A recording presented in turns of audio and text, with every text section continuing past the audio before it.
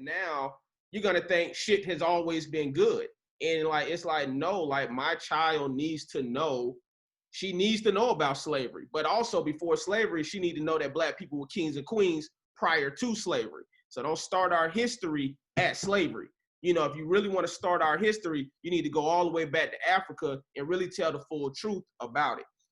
Now, when it comes back to what you was really asking me about, no, I really don't. It's really like, do people still believe that?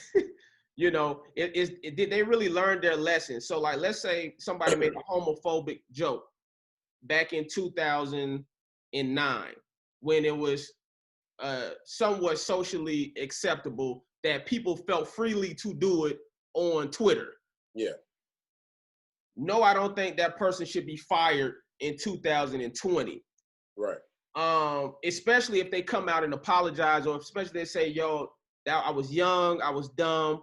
It was a different climate back then, but I've learned to not be like that anymore, say those type of things. No, but if somebody in 2020, they're like, man, fuck that, I still feel like that. Then yeah, then it's like, yeah, obviously, because then you feel like that now. But I'm saying like something that's like socially, I don't want to get into in a public form of something that I feel. That I'll just tell you like off. But like I just feel like sometimes things were acceptable during a fucking time like in the 70s, 80s, or whatever. And for us to go back 40, 50 years and say, well, you did this back then when everyone was doing that. Right. And then you punish them now is just wow to me. Now, see, are you talking about the cause? Now, what exactly are you trying to get at, Mr. Kennedy? I said nothing. No, see, the thing about I didn't say nothing about to a highly intelligent African American. I said nothing about everybody fucking taking Quaaludes. Quaaludes, yeah. It's like passing somebody some weed. Like, nigga, I said nothing. Right. Well, hey, man, I ain't trying to get canceled yet. I said nothing. Not yet. I said nothing. No, I know. Hey, so let me ask you a question. I'm gonna keep you a little bit longer because but I feel like it's been going good so far. Hey, I like this. So you got me. Oh, good. You want. Okay, good. So this is what I always felt. First of all, when did you find out about Vine? I'm gonna start there. Then I'm gonna get into my follow-up question. When did you find out about Vine? In 2013, I booked this show called Backstrom. Mm-hmm. Maybe I booked it in 2012. Okay. Maybe I booked because we did Rush Hour 2015. We did Rush Hour 2015? Yeah. It aired 2016, but we shot it 2015. Okay. So, all right. So this is what it was. I initially did Backstrom in 2013. Okay. The pilot. You know, in May they had upfronts, all that shit. We didn't get picked up, but we also didn't get taken off. They put us on hold. They get a holding fee for like 6 months or some bullshit. And it got all the way to December. In December, CBS decided we're not picking it up, but we're going to allow Fox to pick it up. So then we had to wait again until May to reshoot the pilot because we had to replace Mammy Gummer, Meryl Streep's daughter, with Genevieve Angelize. Dang, why did they replace her? They just didn't like her? Yeah, I think at the time, Mamie Gummer was going through either a divorce or something was happening with her. And so they thought that the character was too melancholy and too close to how Backstrom was. Okay. So they wanted someone that was younger and more upbeat to contrast and juxtapose him. Gotcha. So we had to wait all the way around till May again. Now, granted, I'm living off this same money that I got initially, and then they gave you I don't know, whatever the holding fee was, just like a few more $1,000. That shit didn't last me. So once December come, I'm broke. Right. I'm broke. And I'm finding out about this, and they're like, okay, yeah, in May we're gonna shoot that. I'm like, nigga, how the fuck am I supposed to live from December to May? And I don't got no money. We don't care, nigga. Just fucking do it. Be happy that you got a damn job. So I was just happy that in the future I knew I was gonna have some shit, right? Right. So I was doing YouTube in 2013, and when I was doing YouTube, I saw a YouTube video from King Bach.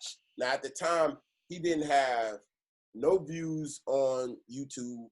He had no followers on Twitter. He might have had like 1,000 and something followers on Twitter. Mm-hmm. But his YouTube videos, hey, said is on it. Hey man, that's why I said get paid the big bucks. Let me stop lying. He get paid the medium. I know, that's why your ass only got 2 pictures out this whole goddamn thing. Nigga, we even talked about 1,000 goddamn things.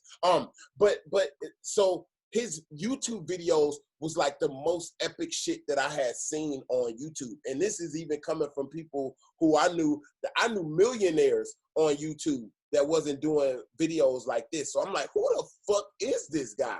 So right. I reached out to him and then I end up, meeting up with him, and we just like clicked immediately, like he and I. And so I used to do these videos called That's So Drake, and he did a That's So Drake Christmas version with me. So this is like in the December that I told you. I know you about this. Nah, I ain't about to say nothing. Stop trying to get me canceled, man. I know. Actually, just cut that part out. That part's right. Not necessary. No, don't say that's so. Are those still up, or you took those down? I didn't, because if I take them down, nigga, they still there. Like other people. Right, some other people got them. Listen, I'm gonna leave it, but that was before. It was a different time then. When he does slavery was okay back then. Why you mad at us now? Right, exactly. So, all right. So we started doing YouTube videos and stuff together. Now remember, I told you I already had this job. I left to go to Vancouver to reshoot Backstrom, and we were doing vlogs at the time. That's when vlogging was popular on YouTube.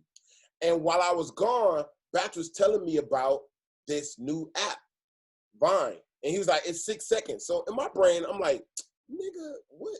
We do long ass YouTube videos where the longer it is, the better it is for you. And he talking about some 6 second shit. But bro, he started telling me like how fast he was growing.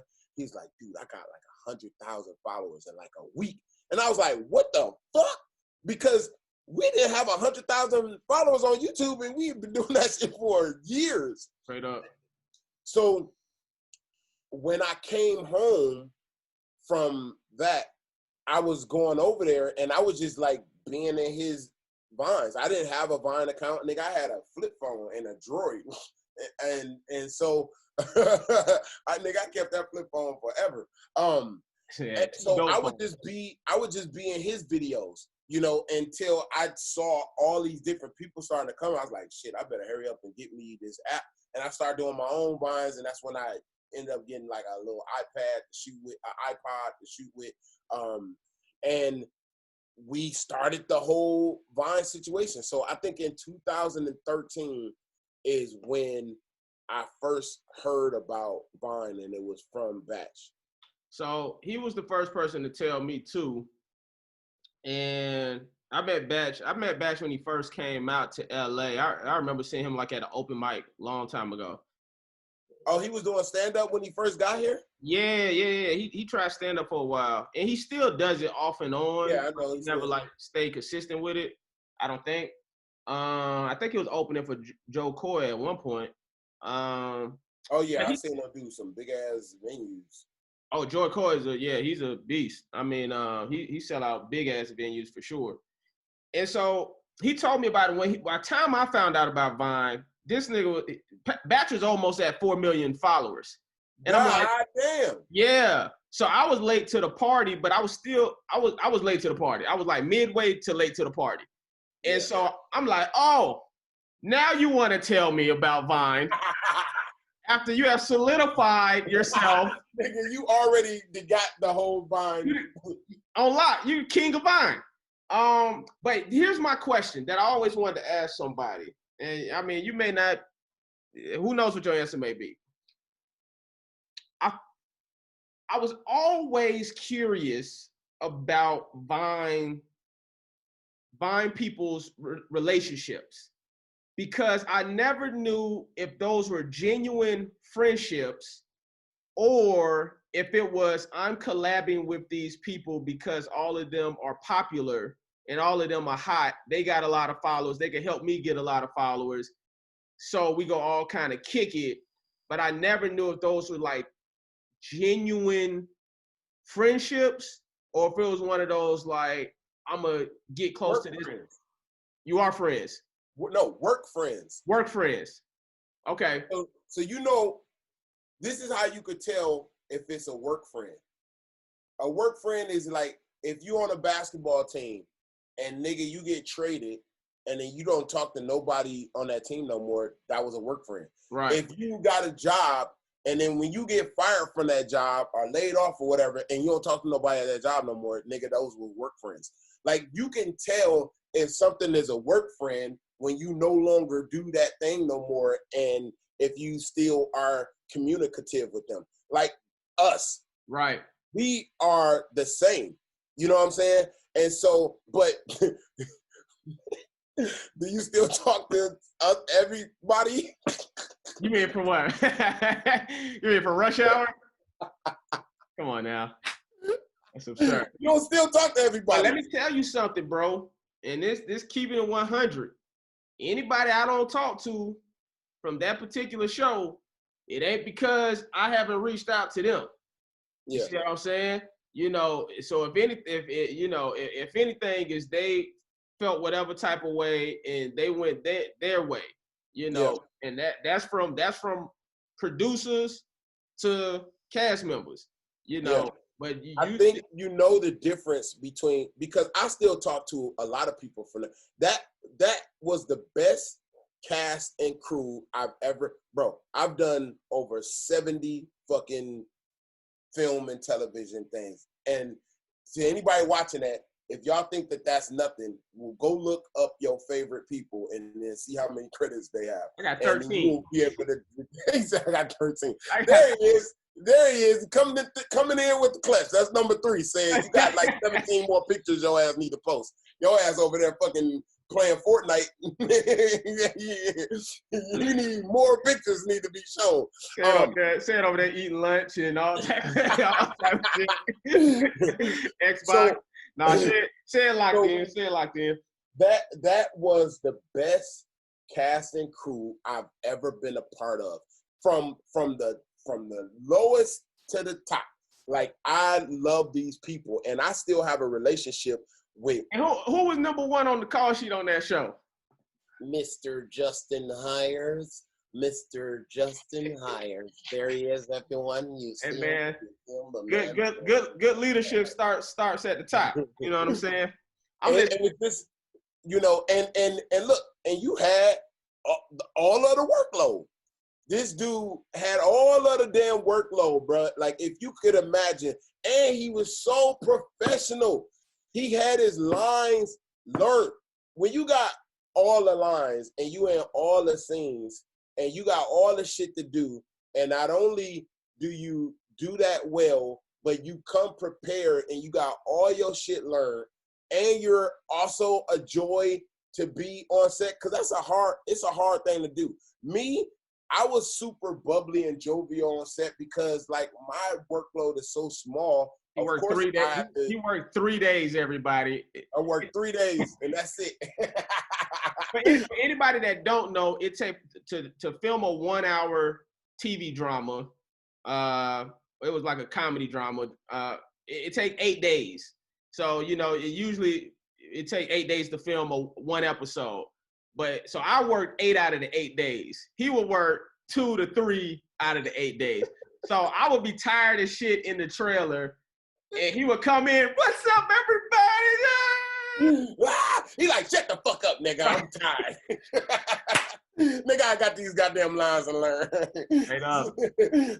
But well, you and listen, I gotta commend you on this, dude, because like you said, like it starts with the captain, bro. It starts with the captain. And you having that level of professionalism just help the spirit of everything else go. Because damn, man, there's certain shit that I should not say publicly, and I'm not about to say what I want to say publicly, but I just will say this: not everybody that is the lead of the show have all their shit together. I'm gonna just put it like that. Absolutely. And so okay, so somebody like you, somebody like Rainn Wilson, bro, on Backstrom,